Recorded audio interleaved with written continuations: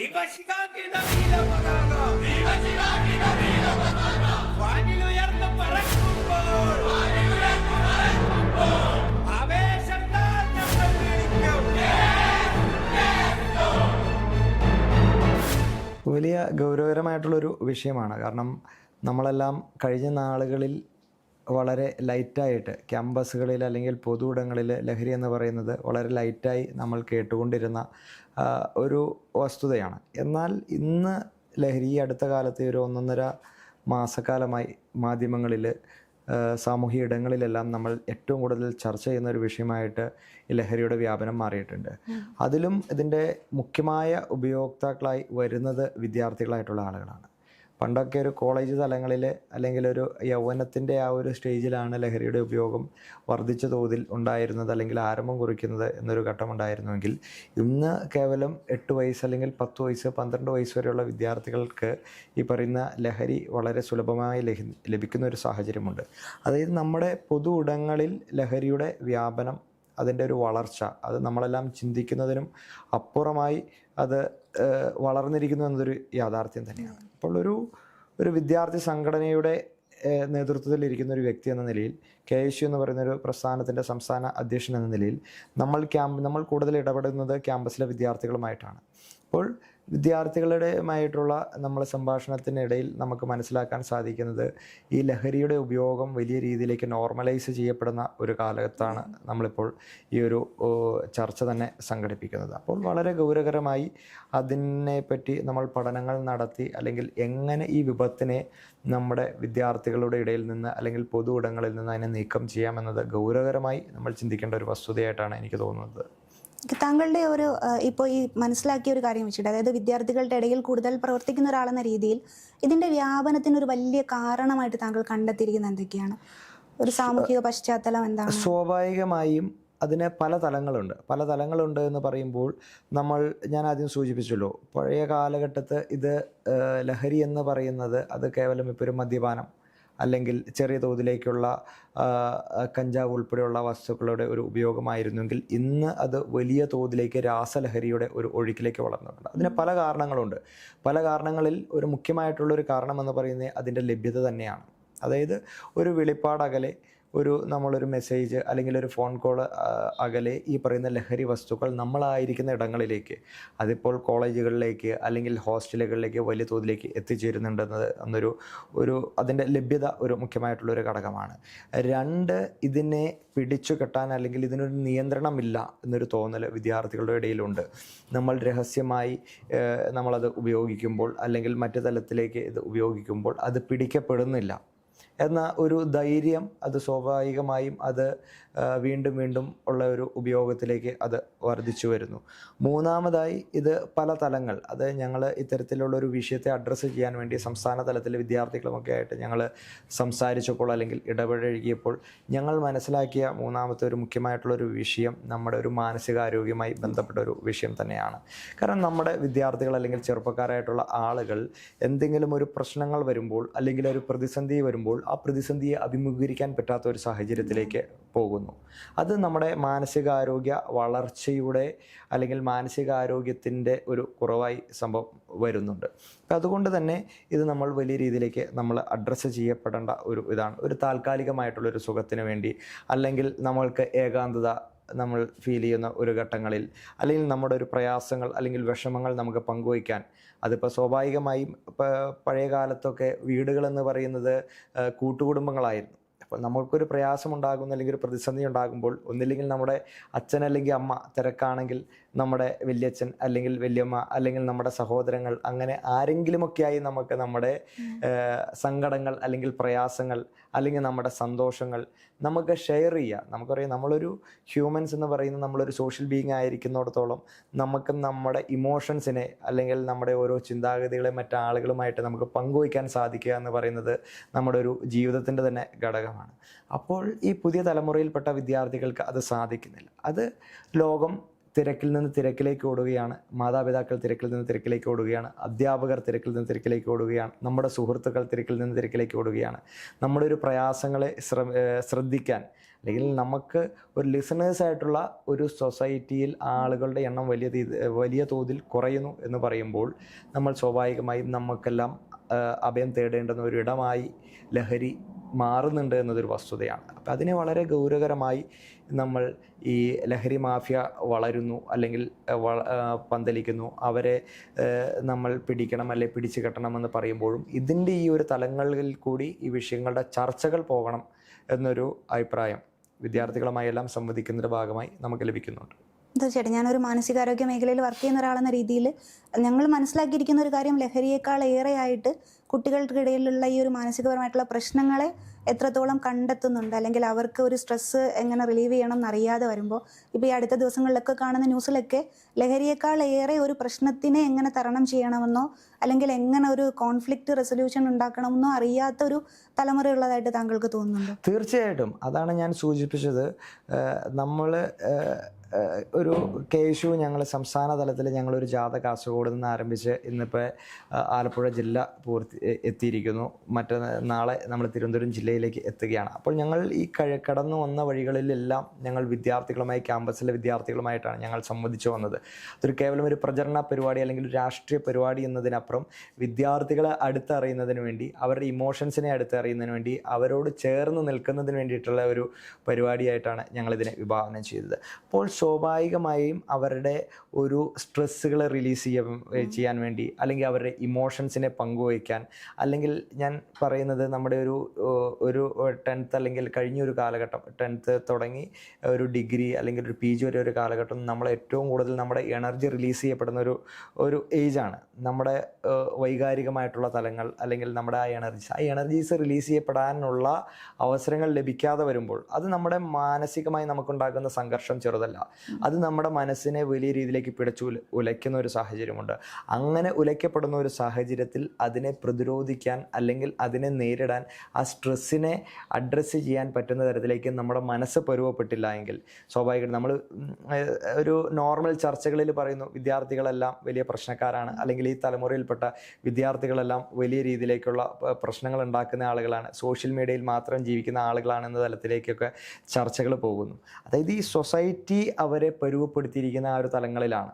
ഇപ്പോൾ സ്വാഭാവികമായും വലിയ ക്ഷമയില്ലാത്ത ആളുകളാണ് ഈ തലമുറയിൽപ്പെട്ട വിദ്യാർത്ഥികൾ എന്നൊക്കെ പറയുന്നു. അപ്പോൾ താങ്കളൊരു മാനസികാരോഗ്യ മേഖലയുമായി ഒക്കെ ബന്ധപ്പെട്ട് ഇടപഴകുന്ന ഒരു വ്യക്തിയാകുമ്പോൾ താങ്കൾക്ക് അതിനെപ്പറ്റി കൂടുതൽ ഞാൻ പറഞ്ഞതിൻ്റെ ഒരു ലോജിക്ക് മനസ്സിലാകുന്നുണ്ട് എന്ന് തോന്നുന്നു.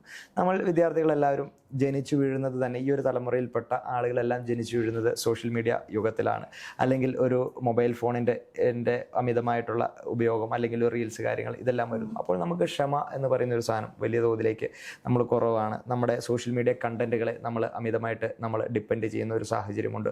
അപ്പോൾ ഇതിനെല്ലാം ഒരു ബാലൻസ് ചെയ്യുന്ന ഒരു തലത്തിലേക്ക് നമ്മുടെ മനസ്സിനെ പരുവപ്പെടുത്തേണ്ടത് വളരെ അത്യന്താപേക്ഷിതമാണ്. അത് നമ്മുടെ അധികാരികളായിട്ടുള്ള ആളുകൾ കൂടുതൽ ഗൗരവകരമായി നമ്മുടെ സിലബസുകൾ വിഭാവനം ചെയ്യുന്ന സമയത്ത്, നമ്മുടെ പാഠ്യക്രമത്തെ അതിൽ വിപുലീകരിക്കുന്ന സമയത്ത് നമ്മൾ കൂടുതൽ അക്കാദമിക് സ്റ്റഫ് കൊടുക്കുന്നതിനേക്കാൾ കൂടുതൽ പ്രാധാന്യം നമുക്ക് മാനസികാരോഗ്യ രംഗത്ത് അല്ലെങ്കിൽ അവരുടെ മനസ്സിൻ്റെ ആരോഗ്യത്തെ വീണ്ടെടുക്കാൻ, അത് വളർത്തുന്നതിന് വേണ്ടിയിട്ട് കൊടുക്കണമെന്നാണ് എൻ്റെ വ്യക്തിപരമായിട്ടുള്ള അഭിപ്രായം. താങ്കളുടെ യാത്ര ഇപ്പോൾ ഈ ആലപ്പുഴ വരെ എത്തിയപ്പോൾ ഈ ഒരു യാത്ര കൊണ്ട് താങ്കൾക്ക് എന്തൊക്കെ കാര്യങ്ങളാണ് ഒരു ഉൾക്കാഴ്ച ഉണ്ടായത്? കാരണം ഇനി എന്ത് ചെയ്താലായിരിക്കും കൂടുതൽ പ്രൊഡക്റ്റീവായിട്ട് ചെയ്യാൻ പറ്റുക? തീർച്ചയായിട്ടും. കാരണം നമ്മൾ കഴിഞ്ഞ കാലങ്ങളിൽ ഇത്തരത്തിലുള്ളൊരു വിഷയം വരുമ്പോൾ നമ്മൾ അതിനെ വലിയ തലങ്ങളിൽ രാഷ്ട്രീയ ആരോപണ പ്രത്യാരോപണങ്ങൾ കൊണ്ട് ആ വിഷയങ്ങളെ അഡ്രസ്സ് ചെയ്യാനാണ് ശ്രമിച്ചിരുന്നത്. പക്ഷേ ഇപ്പോഴത്തെ ഒരു ചർച്ചകൾ അല്പവും കൂടി ഒരു പോസിറ്റീവായി വരുന്നുണ്ട് എന്ന് ഞാൻ മനസ്സിലാക്കുന്നു. കാരണം ഈ അടുത്ത ദിവസം കളമശ്ശേരി പോളിടെക്നിക് കോളേജുമായി ബന്ധപ്പെട്ട് വലിയ രീതിയിലേക്കുള്ള ഒരു ലഹരി വേട്ട അവിടുത്തെ പോലീസ് എക്സൈസ് ഉദ്യോഗസ്ഥരുടെ ഭാഗത്തുനിന്ന് നടക്കുന്ന ഒരു സാഹചര്യമുണ്ടായി. അതിൻ്റെ ആദ്യഘട്ടത്തിൽ ഇത് വലിയ തോതിലേക്ക് രാഷ്ട്രീയ പ്രത്യാരോപണങ്ങൾ, മുഖ്യധാര വിദ്യാർത്ഥി സംഘടനകളെല്ലാം ഇതിൻ്റെ ഭാഗമായി വന്നിട്ടുണ്ടെന്നും വിദ്യാർത്ഥി സംഘടനകൾ എല്ലാം ഇതിൻ്റെ വക്താക്കളായി മാറുന്ന തരത്തിലേക്ക് ഉള്ള ഒരു ചർച്ചകൾ വന്നു. അന്ന് ഞങ്ങൾ കേരളത്തിൻ്റെ മുഖ്യധാര മാധ്യമങ്ങളെല്ലാം കണ്ടുകൊണ്ട് ഞങ്ങൾ പറഞ്ഞതാണ്, ഇത് കേവലം രാഷ്ട്രീയപരമായ പകപോക്കലുകൾക്കോ അല്ലെങ്കിൽ ആരോപണ പ്രത്യാരോപണങ്ങളുടെ ഒരു ചെറിയ സർക്കിളിലേക്ക് ഈ വിഷയത്തെ ഒതുക്കി തീർക്കേണ്ടതല്ല. അങ്ങനെ ഒതുക്കുമ്പോൾ കേവലം ന്യൂസ് റേറ്റിങ്ങുകൾക്ക് വേണ്ടിയിട്ട് അല്ലെങ്കിൽ എന്താ പറയുക, അത്തരത്തിലേക്കുള്ള ചർച്ചകളിലേക്ക് മാത്രം ഇത് ഒതുക്കപ്പെടുന്നു. ഇതിൻ്റെ റൂട്ട് കോസ് എന്താണ്? ഇപ്പോൾ ഈ ക്യാമ്പസുകളിൽ പിടിക്കപ്പെടുന്നത്, ഇപ്പോൾ നമ്മൾ കഴിഞ്ഞ ഒരു 1-2 മാസക്കാലത്തെ നമ്മൾ പോലീസ് റിപ്പോർട്ടിൻ്റെ പരിശോധിച്ച് കഴിഞ്ഞാൽ 14,000-5,000 കണക്കിന് NDPS കേസുകൾ രജിസ്റ്റർ ചെയ്യപ്പെടുന്ന ഒരു സാഹചര്യമുണ്ട്. അത് വർദ്ധിച്ചു വരികയാണ് വലിയ രീതിയിലേക്ക്. ഓരോ ദിവസം ദിനം പ്രതി ഇതിൻ്റെ കേസുകളുടെ എണ്ണം വർദ്ധിച്ചു വരികയാണ്. അതിലെല്ലാം പിടിക്കപ്പെടുന്നത് അല്ലെങ്കിൽ എല്ലാം താഴെ തട്ടിലുള്ള ക്യാമ്പസിൽ പഠിക്കുന്ന വിദ്യാർത്ഥികളായിട്ടുള്ള ആളുകളാണ്. അതിൻ്റെ മുകളിലുള്ള ശൃംഖലകളെ, അതിൻ്റെ കണ്ണികളെ, അതിൻ്റെ സോഴ്സ് ഓഫ് ഒറിജിനെ പറ്റിയെല്ലാം ഗൗരവകരമായിട്ടുള്ള അന്വേഷണം നടക്കുന്നില്ലാത്തൊരു സാഹചര്യമുണ്ട്. അപ്പോൾ നമ്മൾ വളരെ ഗൗരവകരമായി ഇത് സർക്കാർ മെഷർ, ഞാൻ പറയുന്നത് ഒരു സംസ്ഥാനത്ത് ലഹരിയുടെ വ്യാപനം ഉണ്ടാകുന്നുണ്ടെങ്കിൽ അതിനെ തടയിടേണ്ടുന്ന, അതിനെ പിടിച്ചു കിട്ടേണ്ടുന്ന പ്രൈം ഉത്തരവാദിത്വം എന്ന് പറയുന്നത് അവിടുത്തെ സർക്കാരാണ്. അത് ഏത് പ്രസ്ഥാനമായിക്കോട്ടെ, ഭരിക്കുന്നത് ഏത് പാർട്ടിയാണെങ്കിലും അതിനെ പിടിച്ചു കെട്ടേണ്ടത് ഒരു അനിവാര്യതയാണ്. അതിന് നമ്മൾ താഴെ തട്ടിലുള്ള ഈ നമ്മൾ പറയുമല്ലോ, ഈ തൊലിപ്പുറത്തെ ചികിത്സ കൊണ്ട് കാര്യമില്ല. അല്ലെങ്കിൽ ഏറ്റവും താഴെ തട്ടിൽ അതിൻ്റെ ഉപയോക്താക്കളായിട്ടുള്ള ആളുകളെ മാത്രം നമ്മൾ ഇതിൻ്റെ നിയമത്തിൻ്റെ പരിധിയിലേക്ക് കൊണ്ടുവന്നിട്ട് കാര്യമില്ല. അവർക്ക് എവിടെ നിന്ന് ലഭിക്കുന്നു, വലിയ തോതിലേക്ക് ആര് സപ്ലൈ ചെയ്യുന്നു, സോഴ്സ് എവിടെയാണ്, അതിൻ്റെ ഒരു സപ്ലൈ ചെയിനെ ബ്രേക്ക് ചെയ്തുകൊണ്ട് നമ്മൾ മുന്നോട്ട് പോകണം. അപ്പം ഞാൻ ഈ യാത്രയിലുടനീളം ഞങ്ങൾ പറയാൻ ആഗ്രഹിച്ച ഒരു വിദ്യാർത്ഥി സംഘടന എന്ന നിലയിൽ, ഒരു പ്രതിപക്ഷ വിദ്യാർത്ഥി സംഘടന എന്ന നിലയിൽ നമുക്ക് പരസ്പര രാഷ്ട്രീയ ആരോപണങ്ങൾ ഉന്നയിക്കാൻ കുറേ ഇഷ്ടംപോലെ വിഷയങ്ങളുണ്ട്. എന്നാൽ ഈ ലഹരിയുടെ കാര്യത്തിൽ ഈ ഒരു ഘട്ടത്തിൽ, കാരണം നമ്മൾ അങ്ങനെ ചർച്ചകൾ കൊണ്ടുപോകരുത് എന്നത് പറഞ്ഞതിൻ്റെ കാര്യം, താഴെ തട്ടിലുള്ള വിദ്യാർത്ഥികളും ക്യാമ്പസുമായി ഇടപഴകുന്നത് കൊണ്ട് ഇത് നമ്മുടെ എല്ലാം പ്രതീക്ഷകളുടെ അപ്പുറമാണ് ഇതിൻ്റെ ഒരു ശൃംഖല വളർന്നിരിക്കുന്നത്.